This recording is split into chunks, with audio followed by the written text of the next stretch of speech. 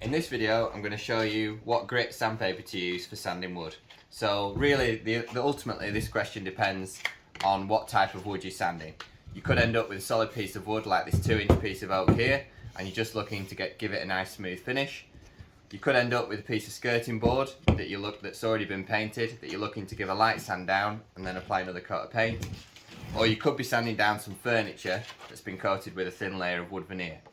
So it's very important to decide on the task you're doing as to what sandpaper you'll need. So first of all, we'll start with the easiest one. We'll start with a block of solid wood. So if you've got a piece of solid wood and you're looking to get it as near to smooth as possible, then I would always say you want to start with a fairly rough sandpaper to begin with, just to remove any major imperfections. So if you've got a block of wood, you're looking to get it smooth, this is some planed up oak, so it's already been run through a planer. I'd probably start off with something like 80 grit sandpaper. So this copper oxide sandpaper here is 80 grit. You start by sanding your oak up with that. It'll remove all the major imperfections. And then once you want to get your oak super smooth, if you're going to then apply some oil, you're going to apply another kind of surface finish, I'd probably finish it all off with 120. So that way I've used 80 to remove most of the imperfections, and then I'm just going over it a couple of times with some 120 grit sandpaper just to get it nice and smooth, ready for treatment. Now when it comes to wood, you don't really need to sand it down too much to a glass finish unless you're creating something like an exceptional piece of furniture or a table. For general woodworking that's going to be treated with sealer or stain or varnish, I would only ever recommend going down to 120 grit because you won't really see the benefits of using finer sandpaper on a solid piece of wood.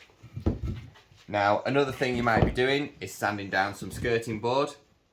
If you're looking at sanding down skirting boards or wood and you're wanting to apply another coat, then I'd only recommend using some light sandpaper. If the skirting board's been glossed, you might find that there are runs in the paintwork. So if that's the case, again, you would want to start with something maybe a little bit more abrasive, like an 80 grit sandpaper.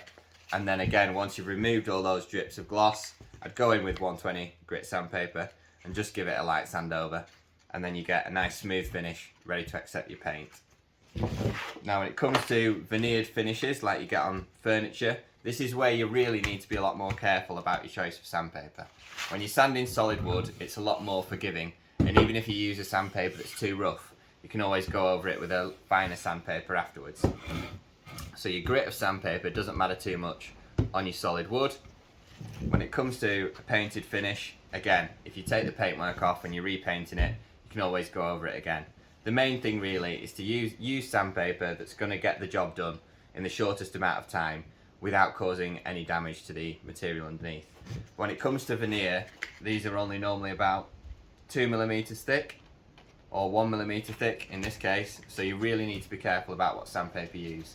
If this is the case, I'd probably recommend starting with something like 240 grit, and then slowly, if that doesn't start to bring the finish off, you slowly want to work your way down through the sandpapers in order to just remove the surface finish without damaging the veneered surface underneath.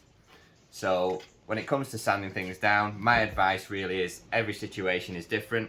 So I'd probably buy a selection of sandpapers.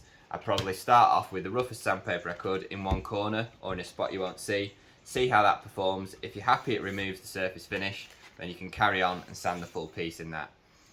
Because once you've removed the surface finish, you'll then, if it's a painted piece of wood, you won't carry on sanding. In fact, cut that a little bit off, that's a waste of time.